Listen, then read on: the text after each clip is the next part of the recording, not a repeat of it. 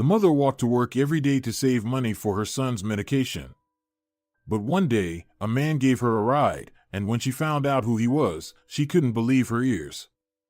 Sarah and Basilio got married right after high school, buoyed by youthful love and dreams of a future together.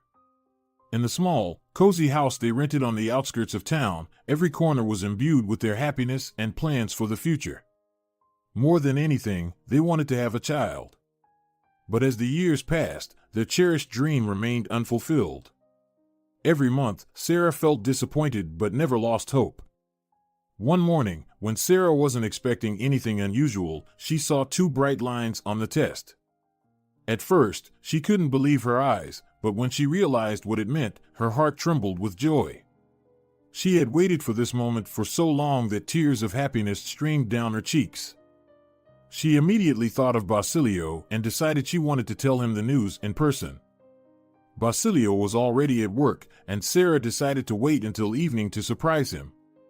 She began preparing his favorite dinner, juicy cutlets, fresh vegetables, and apple pie, which he adored. She spent the whole day bustling about and dreaming of Basilio's joy at the news. She imagined his smile, his happiness, and tears of joy. As evening approached, Sarah eagerly awaited her husband's return. Time seemed to drag, and she frequently glanced at the clock. But as darkness fell, anxiety began to creep into her heart. It had been over an hour since Basilio usually came home. Suddenly, the doorbell rang. Sarah hurried to open it, thinking it was her husband, but two unfamiliar men in work clothes stood on the threshold. They looked serious and somewhat confused. Sarah's heart sank when she saw their faces. "Are you Mrs. Prieto?" one of the men asked, and Sarah nodded, feeling cold fear penetrating her heart. "We're very sorry, but there was an accident at the construction site. Your husband fell from a great height. We did everything we could, but—" The man's words turned into a buzz in Sarah's ears. She couldn't believe what she was hearing. The world around her spun, and she felt her legs giving way. All her dreams, all the joy and hope crumbled in an instant. That night, the house, which that morning had been full of hope and joy, was filled with silence and pain. Sarah returned to the untouched dinner in the empty kitchen, and tears streamed down her face. She felt life slipping through her fingers. Sarah couldn't believe what had happened. She felt ill and barely made it to her neighbor Mrs. Rodriguez's door to ask for help. 10 minutes later, an ambulance arrived, and Sarah was taken to the hospital. For several days she couldn't regain consciousness, and the doctors fought desperately for Sarah and her baby's lives. Fortunately, they managed to save them both. Soon the girl woke up, but her emotional state left much to be desired. Sarah fell into a deep depression. She had loved her husband, whom she had known since childhood, and now she understood that she had lost not only her spouse, but also her most faithful friend. Every day she cried inconsolably, remembering the moments spent with Basilio. The doctors urged her to pull herself together because constant sadness could harm the baby, but Sarah couldn't help herself. She was very anxious and scared. She couldn't imagine raising the baby alone. Moreover, the pregnancy was not going well. Sarah constantly felt physical discomfort and weakness. She had only one wish: to rest. As a result, the delivery was very difficult, and the baby was born weak and spent the first 10 days on the brink of life and death. Sarah barely survived too. She ended up in intensive care and was in a coma for a while. The doctors had to fight desperately for her life. It was made worse by the fact that Sarah had lost the will to return to a reality where she was alone with an infant. However, her doctor constantly talked to her about how much her baby needed her. One day, his words reached Sarah's consciousness, and she began to recover quickly. "How is my baby?" the young mother asked with tears in her eyes as soon as she regained consciousness. "He's better now," the doctor replied with a smile. "We had to work hard to save his life, but now he's out of danger." Sarah managed a weak smile. "It's all my fault," she said a moment later, and tears began to fall from her inflamed eyes. "You shouldn't blame yourself," the doctor said wisely. "The circumstances were beyond your control. The past can't be changed, But you have the present and the future. Your baby's fate is in your hands. Sarah nodded in response and tried to smile again. I'll do everything I can, she said. That's wonderful, the doctor said. And for a start, you could give him a name. Sarah brought her hands to her heart and whispered softly, I chose it long ago. My son's name will be Marito. The doctor smiled, feeling the tenderness of the moment. That's a beautiful name. 3 weeks later, Sarah and Marito had fully recovered and were finally discharged from the hospital. Sarah's mother arrived to help her daughter take care of the baby. Sarah was doing well. She learned to feed Marito, change his diapers, and rock him to sleep. Marito grew up weak and sickly. Sending him to kindergarten when he got a little older was out of the question. Marito often caught colds, and Sarah feared any breeze when they were outside. Later, it turned out that Marito had certain developmental delays. Sarah noticed that his peers were much smarter and quicker than he was. When Marito turned 3, he still only spoke a few words and often mumbled something incomprehensible when he wanted to express his thoughts. The boy also had problems with motor skills and coordination. He found it hard to pick up small objects, and he often tripped and fell over seemingly nothing. When given a toy, he didn't understand what to do with it and behaved strangely. He could spend hours spinning a car wheel or twirling a puzzle piece in his hands instead of assembling it. Marito never approached other children on the playground, and if someone approached him, he acted as if the other child didn't exist. Sometimes he would run away and hide, covering his eyes or ears with his hands. There were times when Marito suddenly got angry at his mother or grandmother. In such moments, he would wave his hands at them, scream, and then retreat to his room, where he would hide under the bed for hours. However, Sarah and her mother adored Marito, and despite all the boy's peculiarities, they loved and pampered him. Sarah was gradually coming to terms with her enforced solitude, and her maternal instincts blossomed like a flower. Of course, she had to work. Sarah got a job as a sales clerk in a shoe store, but she spent all her free time with Marito. She patiently worked with him, read to him, and bathed him. Marito grew up in an atmosphere of love and care. However, as he got older, it became more apparent that he was different from others. Sometimes he behaved very strangely. He could sit in one spot for hours, staring at a single point and not responding to anyone, as if he were in a parallel world. Marito still spoke very little, but sometimes he said odd phrases that neither his mother nor grandmother could understand where he had heard them. These moments worried Sarah, and she didn't know what to do about them. Her friends advised her to take Marito to a doctor or psychologist, but Sarah knew that professional services were expensive, so she continued to delay. However, when Marito turned 6, Sarah started thinking about enrolling him in school and realized that it would be very difficult for him there. The young woman found a psychologist, and she and Marito went to see her. The psychologist was an elderly, very experienced woman who suggested that Sarah wait in the corridor. She took a large basket of small toys and a box of sand out of a cabinet and invited Marito to choose any characters and play with them. Marito's eyes lit up, and the hour and a half flew by unnoticed. He didn't realize that he wasn't just playing with toys and sand, but undergoing a real diagnosis by a specialist. Then the psychologist invited Sarah in and told her that Marito had autism. "What should we do now?" Sarah asked in shock, feeling tears well up in her eyes. "There's only one thing you can do: be patient, show kindness and attention, and firmly believe in your son. Autistic individuals are very sensitive and know how others feel about them. You can't hide the truth from them." Sniffling, Sarah nodded. "Yes, I've noticed that," she said. "Sometimes I would come home from work tired or upset but pretended everything was fine. However, Marito would immediately sense my state and try to comfort me." "That's right," agreed the psychologist, putting the toys back in the basket one by one. Sarah stood up, ready to leave. "If you provide Marito with emotional comfort," said the psychologist, looking up, "give him a sense of confidence and security, he will grow up to be a happy person despite everything." Sarah forced a smile and thanked the woman sincerely. "Thank you for your kindness," she replied quietly.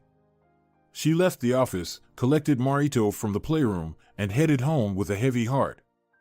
Sarah told her mother about the conversation with the psychologist, and her mother just shrugged in response. "No matter what diagnosis they give him, our Marito will always be Marito. We will still love and adore him, right?" she said wisely. Sarah agreed with her, but her mind was swarming with thoughts about the special attention and care Marito needed. To help him develop, he needs special activities, Sarah decided, and began to study materials on autism available online. A week later, she visited the psychologist again to consult about school for Marito. "Should my son attend classes with regular children, or should I look for a special class?" Sarah asked for advice. "The best option for you and your boy is inclusive education," the psychologist replied. "Marito needs to get used to living in the real world as it is." Sarah thanked the woman and went home, firmly intending to enroll her son in the nearest school the next day. However, her plans were not meant to be. By evening, Marito developed a high fever, and Sarah had to call for emergency help. The boy was taken to the hospital, and his mother went with him. "What's wrong with my son?" she asked the doctor when he came out to her in the corridor. "I'm sorry, but Marito is seriously ill. He has major immune system issues. It's probably a consequence of birth trauma. He needs thorough examination." "But I wanted to enroll him in school tomorrow," Sarah stammered in shock. She couldn't believe how quickly her familiar life was falling apart. "I'm sorry, but Marito will have to stay in the hospital for a while.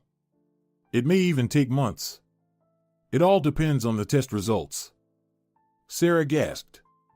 She hadn't realized it was so serious. "Doctor," she cried, "please promise me you'll help my boy. He's already been through so much. I don't want him to suffer." The doctor tried to comfort the young woman, saying he would do everything in his power to make Marito recover as soon as possible. Sarah gratefully shook his hand. "Now you should go home and get some rest. Marito is already asleep and won't wake up until tomorrow morning." The young woman nodded and headed for the exit. She walked without noticing anyone around, feeling like her legs were made of lead. Sarah didn't remember how she got home and told her mother, who was still awake, worrying about her grandson. The two women cried and, exhausted by the evening's worries, fell asleep. In the morning, Sarah immediately went to the hospital. Marito was feeling a bit better but was still pale. He was very happy to see his mother. "Will you take me home?" he asked.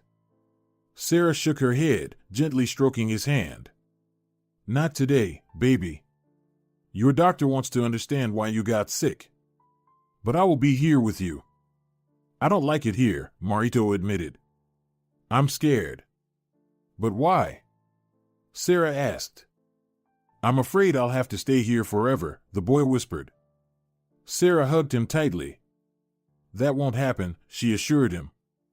"As soon as you get better, we'll go home. Do you promise?" Marito asked with tears in his eyes. "I swear," Sarah replied, almost crying herself. She felt so sorry for her son, but there was nothing she could do. A little later, she met with Marito's doctor, who said the initial test results were ready. "Unfortunately, they're not encouraging. Marito needs expensive treatment," the doctor said.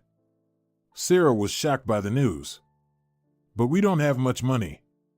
I live with my mother, and we don't earn much," she explained. The doctor just shrugged. "I understand, but there's nothing we can do about that. Maybe you can get a loan from the bank?" Sarah nodded. "Okay, I'll try." She said goodbye to Marito, who was about to take his afternoon nap, and headed straight to the bank. The bank officer listened to her story attentively and promised to do everything possible to help Sarah. He assured her that he would have an answer the next day. The young woman anxiously awaited the bank's call. The evening dragged on too slowly, and she couldn't sleep at night. She managed to doze off only at dawn, and the alarm woke her up early. It was time to get ready to go to the hospital to see Marito. Sarah's mother had brewed fresh coffee and placed freshly baked buns in front of her daughter. The young woman looked gratefully at the elderly senora. "What would I do without you, Mom?" she said. Her mother came closer and hugged her daughter. "We're family, dear. No matter what happens, I'll always support you and Marito." Sarah smiled through her tears and started breakfast. Then she immediately went to the hospital. Marito was eagerly waiting for her. He told her about a dream he had the night before. In the dream, Marito was flying on a large purple elephant. "What a wonderful dream!" Sarah smiled. "We became friends," Marito added. "And I named him Benito." "That's amazing," his mom responded, gently brushing a lock of hair from her son's forehead. The boy suddenly fell silent, looking scared. "What's wrong?" Sarah asked, worried. "Mom," Marito whispered tragically, "I can't tell you. I'm scared." Sarah also became frightened. "Tell me," the young woman said, composing herself. "Maybe the fear will lessen if you share it with me." Marito took a deep breath and closed his eyes. "I think there's a ghost living under my bed," he blurted out. Sarah exhaled in relief. "Let me take a look," she said, bending down. After a pause, she straightened up and shook her head. "It seems empty there, Marito. The ghost must have moved away." "Are you sure?" the boy asked. He was too weak to look under the bed himself. "Yes, 100% sure," Sarah nodded. "What if it comes back tonight?" Marito persisted. "I'll talk to it," his mom said. Marito covered his mouth with his hand. "That's dangerous," he whispered faintly. "We'll come up with something if it returns," Sarah promised, and Marito trustingly snuggled up to her. The young woman barely held back her tears. Life was already difficult for Marito, and now there was this illness. Just then, Sarah's phone rang. A clerk from the bank informed her that her loan had been approved and she would receive it in a few days. Sarah sighed in relief and sincerely thanked the young man for the wonderful news. "You've made me very happy," she said before saying goodbye to the bank employee. The loan was supposed to cover 95% of Marito's treatment costs. The rest of the money would have to come from their budget. When Sarah came home, she and her elderly mother sat at the kitchen table and wrote down all their income on a piece of paper, then started thinking about how to cut expenses. They decided to use less water and electricity, give up some food items, and walk to work to save on public transportation fares. Starting the next day, Sarah began leaving the house earlier and walking to the store where she worked as a sales consultant. During these days, Marito was visited by his grandmother. On her way to work, Sarah thought only about her son. How was he doing? What if he got scared again and needed her? These thoughts and worries exhausted the young woman. She started sleeping poorly at night and constantly felt tired, barely dragging her feet. One day, while Sarah was standing at a traffic light, she was so deep in thought that she didn't even notice a fancy Jeep stop nearby. The window rolled down, and the driver called out to her. "Excuse me," he said. "I don't mean to intrude, but it seems to me that you don't look well." Sarah started and looked at the man who spoke to her. He appeared to be around 35 years old, with some gray streaks in his hair. His eyes were light blue and very kind. Sarah wanted to say she was fine, but she couldn't. She realized that would be a lie, and she didn't want to lie to those clear eyes. "You're right, I'm a bit tired," she replied. "Maybe I can help you." "Where are you going?" "I'll give you a ride," the man said. Sarah raised her eyebrows in surprise, not believing what she heard. I'm not used to going to work by car," she quietly admitted. "It's very simple," the man smiled. "You just need to sit next to me." Sarah smiled back. She had heard many scary stories about women disappearing after getting into a car with a stranger, but she didn't feel any danger from this man. On the contrary, she felt that the man who spoke to her had the most honest and decent intentions. She had the impression that he had been through a lot in life and now just wanted to help. Sarah decided to trust her intuition. Okay, she said. But I'll pay you. The man laughed, and Sarah really liked his good-natured laugh. Oh no. Don't even think about it. I just want to help you from the bottom of my heart. With these words, he got out of the car and opened the passenger door for Sarah. The young woman cautiously sat in the luxurious interior and placed her bag on her lap. Soft music was playing in the car. Sarah really wanted to relax and forget everything, but she remembered that she was in a car with a stranger, albeit a very nice-looking one, and she had to stay alert. My name is Antonio, the man introduced himself as he returned to the driver's seat. Sarah, the young woman replied. Nice to meet you, Antonio said politely, and Sarah nodded in response. The Jeep smoothly pulled away. Sarah barely felt the movement. It was so comfortable to be in the car's luxurious interior. She wanted to close her eyes again and drive somewhere for a long time, forgetting her worries and sorrows. What do you do, Sarah? Antonio asked. I work in a shoe store, she replied. I help women choose beautiful shoes. Wonderful job, the man smiled, carefully watching the road but occasionally glancing at Sarah. And you, the young woman dared to ask. I work in investments, the man replied briefly. Sarah nodded. She absent-mindedly looked out the window at the familiar buildings. At that moment, they were driving past the hospital where Marito was, and Sarah instinctively leaned forward. Antonio noticed this movement. What upset you? He asked, surprised. Sarah glanced at him sideways, deciding whether to tell him about her trouble. My son Marito. He's only 6, she finally said. He's very sick. I'm sorry, Antonio replied sincerely, giving the young woman a compassionate look. But what happened? Sarah bit her lip. Complications from birth trauma, she replied without going into details. After a pause, she added, Marito.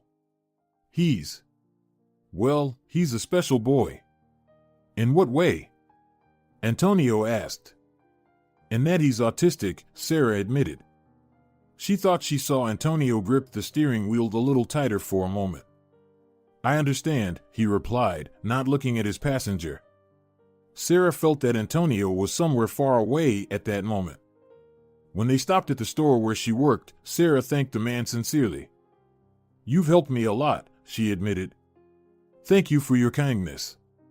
Antonio nodded slightly, smiling. Then he paused for a moment, as if remembering something, and opened the glove compartment. I want to give your son something, he said. Sarah raised her eyebrows in surprise. Give him something? But why? I hope he'll like this gift, Antonio said. He took out a bright object from the glove compartment and held it out to Sarah in his open palm. She stared at it in astonishment. It was an ordinary Rubik's Cube. Sarah took the toy. Thank you, she whispered. Antonio smiled at Sarah, and she thought she saw a flicker of sadness in his eyes. If you ever need my help again, here's my card, Antonio said as Sarah placed the cube in her bag and reached for the door handle. He handed the young woman a business card, and she glanced at it briefly before putting it in her pocket. She managed to read that Antonio's last name was Perez. Thank you again, she said goodbye and disappeared into the store building. The woman thought she would never see Antonio again. But Sarah was wrong. When she next went to the hospital to visit Marito, she gave him the man's gift. The boy was very surprised but interested in the cube. Sarah explained to him how to move the colored squares and what the goal was, and Marito became engrossed in the game. Then the young woman was invited to her son's doctor's office, and she left the room. I have good news, the smiling doctor said cheerfully to Sarah. Marito's treatment is going well. His body is getting stronger every day. Follow-up tests show very good results. I think Marito will be able to leave the hospital and return to his normal life in about a week. Sarah didn't immediately believe what she heard. She felt a rush of joy and almost hugged the doctor. Doctor, thank you. I'm so happy to hear this. The doctor nodded and smiled back. I must admit, part of the success is due to me, but most of it is Marito's doing. He is a very strong boy who deserves the best in life. Sarah agreed with him. You mentioned you were going to enroll him in school, the doctor recalled. Yes, the young woman nodded. But I think we'll have to wait. I believe Marito will go to school next academic year. The doctor rubbed his chin, thinking. Then you should find some developmental activities for Marito. It will help him a lot in school. Sarah nodded again. Of course, I'll take care of that very soon, she replied. When Sarah entered her son's room, she was astonished to see a solved cube on the boy's nightstand. Who helped you do this? The young woman asked Marito. One of the doctors? Marito just shook his head in response. I solved the cube myself, he replied. At first, it took me about half an hour, then 10 minutes, and finally, I managed to do it in 5.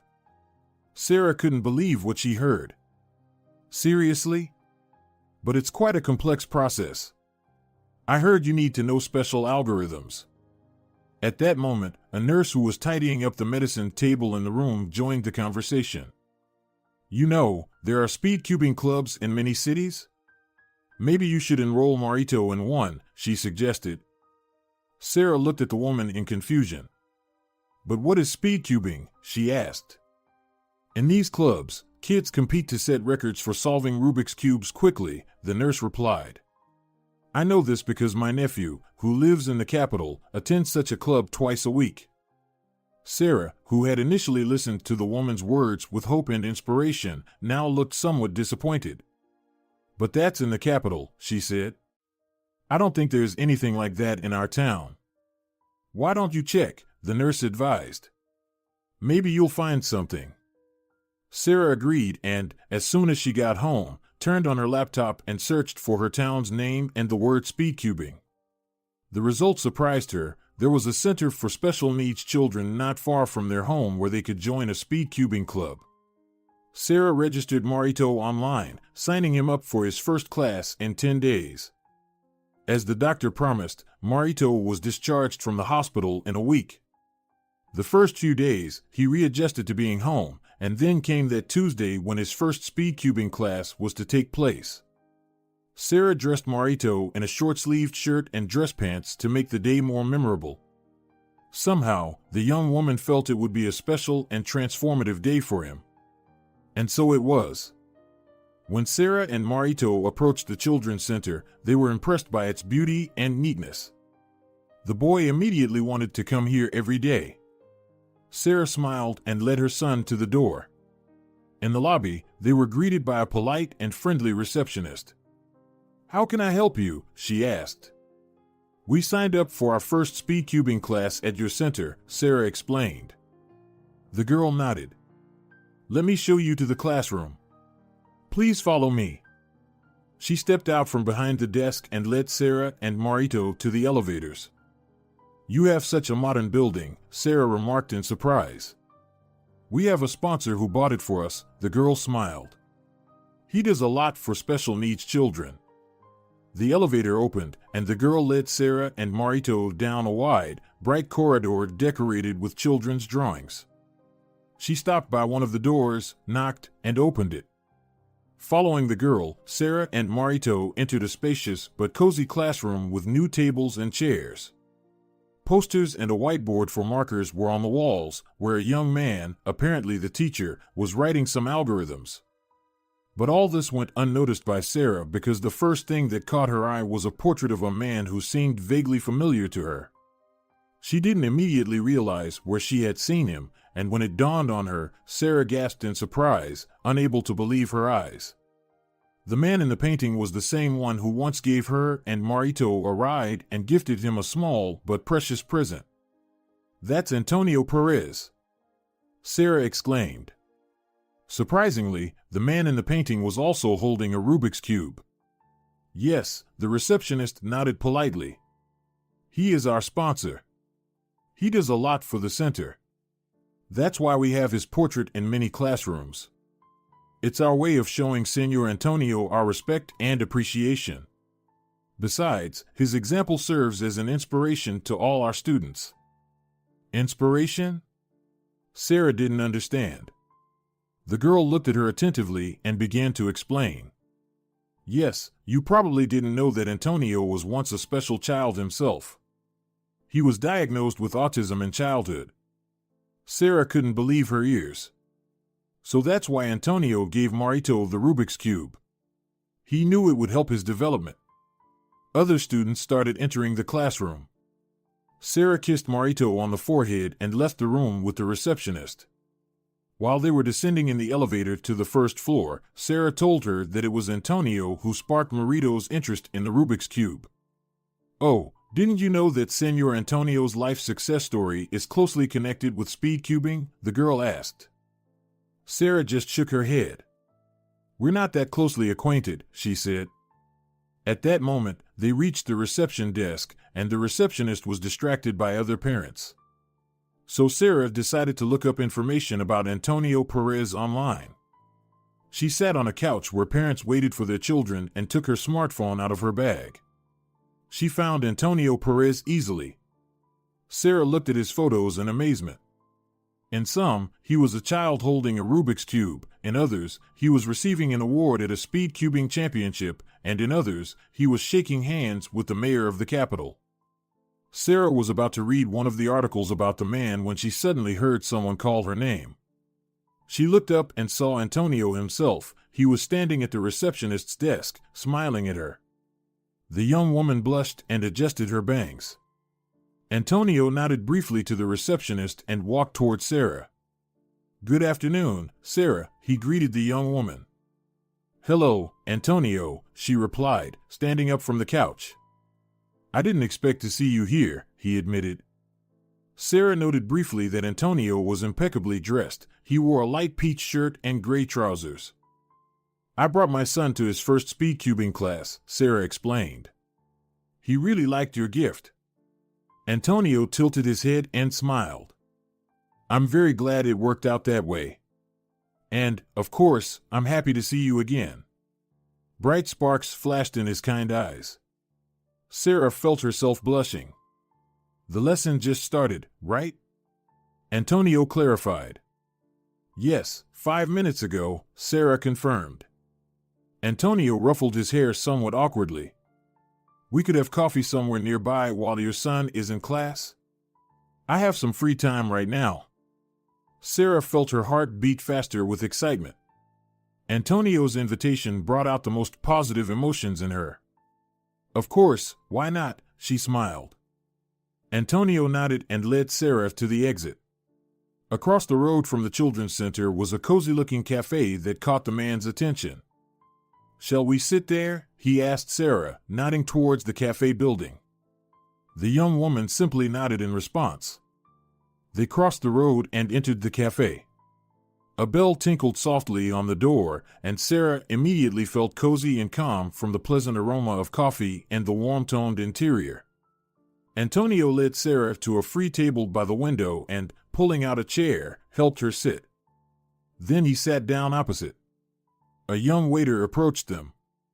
What would you like? He asked, notebook ready. Antonio looked questioningly at his companion. Cappuccino, Sarah replied. And an eclair. I'll have the same, please, said Antonio. I love eclairs. Sarah smiled. In Antonio's company, she always felt relaxed and free, despite the fact that his social status was significantly higher than hers. So, Marito loves speed cubing? Antonio smiled when the waiter moved away from their table. Exactly, Sarah replied. I've wanted to enroll him in developmental activities for a long time. As soon as he was discharged from the hospital, I found your center. It turns out it's near our house. You can't imagine how grateful I am for your help. I hope that now Marito will start a new, happy life full of interesting activities and meetings. It will be so, Antonio nodded, and Sarah once again caught a hint of old sadness in his eyes. Why are you sometimes sad? She couldn't help but ask. Antonio looked into her eyes for a long time. I remember my childhood, he admitted. Sarah nodded understandingly. I've learned a bit about you. Antonio smiled and ruffled his hair again. Sarah liked this habit of his. My childhood wasn't very happy, Antonio unexpectedly said. Most of the time I felt like a black sheep. Oh, I can imagine how hard that is, Sarah said sympathetically, remembering Marito. Yes, Antonio nodded. The waiter approached, carrying a tray with cappuccinos and eclairs. Placing the desserts and drinks on the table, he politely nodded and left. I was born into a loving and caring family, but because of my specialness, the world seemed gray. I didn't always understand what was happening around me. Everything seemed strange and mysterious, as if I had landed on another, unfamiliar planet. This feeling made everything complicated. I was often sick and developed very slowly. The older I got, the more frightening and unpredictable the world around me seemed. It was very hard for me to express my thoughts and feelings. Even my loving parents didn't understand me, and my peers tried not to come near me at all. During walks, I usually sat in the corner of the sandbox, quietly making sandcastles, trying not to look at anyone or attract attention. Sarah sighed sympathetically. She wanted to take Antonio's hand, but she restrained her impulse. My parents immersed themselves in studying autism, trying to understand my characteristics and find a way to help me. They visited specialists, studied therapeutic methods, and strategies for raising autistic children. At home, they created a predictable atmosphere for me to feel safe. Mom invented games to help me develop fine motor skills. Together we assembled puzzles, molded clay, and painted with our fingers. And one day, Dad brought home a Rubik's Cube, and my life turned upside down. Just like Marito, Sarah exclaimed. Yes, Antonio agreed and continued his story. I became obsessed with this game. I didn't part with the cube for a minute and even slept with it. I trained for hours. Soon I could solve it in a minute. Then my parents accidentally found out that there were competitions and even championships in speed cubing. They decided to enroll me no matter what, and they succeeded. When I turned 12, I went with my mom and dad to the capital for the championship. And you won it? Sarah guessed. Antonio took a sip of cappuccino, paused, and nodded. Yes, I became the champion. But participating gave me more than just the grand prize. I made new friends, met important people, and most importantly, I believed in myself. I believed that there was a place for me in this world. Since then, my life changed drastically. I stopped hiding from the world and opened up to it instead. I managed to become a full-fledged member of society and even more. I became wealthy and now invest money in the education and development of children like I once was. Sarah listened to the man, holding her breath. She realized that tears had welled up in her eyes, so deeply had she taken his story to heart. It's magical, she whispered. Antonio felt somewhat embarrassed by her words. I was very lucky, he said quietly. And I'm grateful that I was able to go through this journey and now help others. It's very important, Sarah agreed.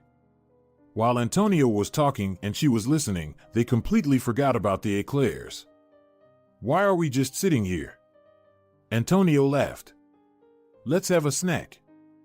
And they happily started on the eclairs and slightly cooled cappuccino. Everything was delicious, and for the first time in a long while, Sarah felt that she was simply enjoying happy moments without any worries. Maybe my life is about to get better, she thought. But she wasn't sure if she should trust this sudden thought. An hour flew by unnoticed. It was time to return to the children's center to pick up Marito. Antonio paid the bill, leaving a generous tip for the young waiter, and they left the coffee shop. A fresh breeze blew, and the young woman straightened her shoulders, turning her face to it. She didn't notice Antonio watching her, admiration clear in his eyes.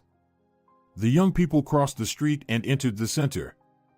Antonio offered to accompany Sarah upstairs and also to talk to the speed cubing teacher. As they ascended in the elevator, standing very close to each other, Sarah felt sparks that were clearly noticeable between them. She didn't know how to react to this. Looking into Antonio's eyes, Sarah smiled shyly, and he briefly touched her shoulder with his fingertips. At this touch, Sarah's heart began to pound, and she was afraid Antonio would hear it. Fortunately, the elevator doors opened, and they stepped out into the hallway. From the loud shouts, they immediately realized something extraordinary had happened. Sarah was frightened that something had happened to Marito and rushed to the room where she had left him. Antonio ran after her. A whole crowd had already gathered in the room. There were students of the center, their parents, and some of the administration. Everyone was crowded around one of the tables, forming a tight circle. Marito was nowhere to be seen. What happened? Sarah cried out anxiously. Where's my son? Antonio began to carefully push his way to the center of the circle, constantly apologizing. Sarah followed him. Finally, they managed to get to the desk that the crowd had surrounded, and they saw Marito behind it. He was quietly sitting, paying no attention to anyone else. The boy was completely focused on the Rubik's Cube he was holding in his hands. Sarah noticed that his fingers were moving non-stop. This boy just set a world record for solving the Rubik's Cube. Someone whispered. Sarah couldn't believe her ears or eyes. Marito continued solving the cube. It took him just a few seconds to do it. Antonio stood nearby, looking at Marito in stunned yet joyful amazement. It's just incredible. He smiled. Sarah, your son is a real speed cubing genius. He needs to go to the next World Championship. I'll make all the arrangements today. Sarah felt like she was about to faint from the excitement and happiness that overwhelmed her. She hugged Marito by the shoulders, and he leaned against her back, without taking his eyes off the toy he loved so much. Sarah looked at Antonio with gratitude. Thank you so much for everything you do for us, she whispered.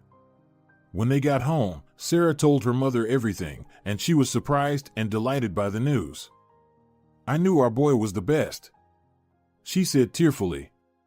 That evening, after putting Marito to bed, Sarah and her mother couldn't fall asleep for a long time. They shared their impressions and remembered everything they had been through over the past 6 years. How wonderful it is that God sent me Marito, Sarah said with feeling. I'm so happy to be a mother. You are the best mother in the world, said the elderly woman. After talking heart to heart, they went to their rooms. Sarah changed into her nightgown and took her smartphone to check if she had set the alarm. At that moment, she noticed a message from an unknown number. I hope you and Marito are well. I found out about the championship. It will be held in April. Tomorrow, I'll book tickets for you, Marito, and myself. You don't mind if I accompany you, do you? Sarah guessed that the message was from Antonio. She looked at the clock. It was already too late to call. Sarah decided to reply by message. Wonderful news. Of course, I don't mind.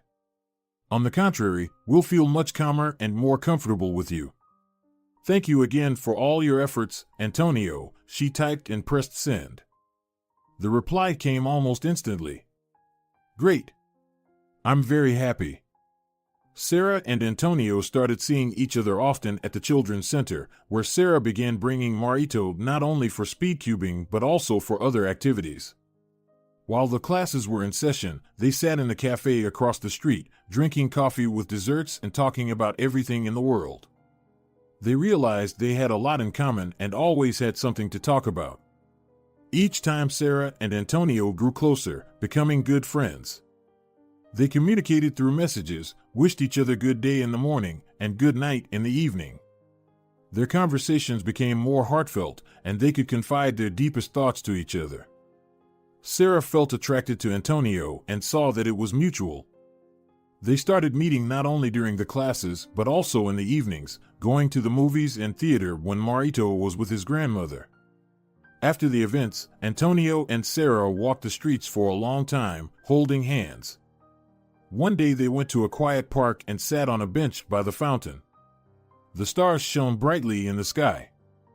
Sarah and Antonio watched them for a long time until suddenly one of the stars fell, leaving a weightless trail. A falling star.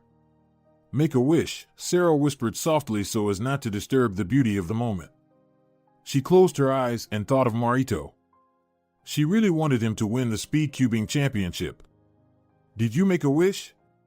Antonio whispered, leaning closer to Sarah and inhaling the scent of her hair. Sarah nodded. And you? She asked softly. I did too, Antonio purred. What did you wish for? Sarah asked shyly. She felt the man's breath on her cheek. I wished for you to kiss me, Sarah, Antonio admitted. Sarah blushed and turned to him. Really? She asked. Antonio just nodded in response, moving even closer. Their lips lightly touched and then melted together in a sweet kiss. My wish came true, Antonio whispered a moment later. Sarah smiled in response. They hugged tightly and sat on the bench for a long time, enjoying the magical moments of happiness. And in April, Sarah's wish also came true. Marito became the champion. And in early July, Antonio and Sarah had a beautiful wedding. No one knew, but about 6 months ago, little Marito, sitting by the window in his room and looking at the starry sky, had wished, I want my mom to be happy. It turns out, the boy's wish also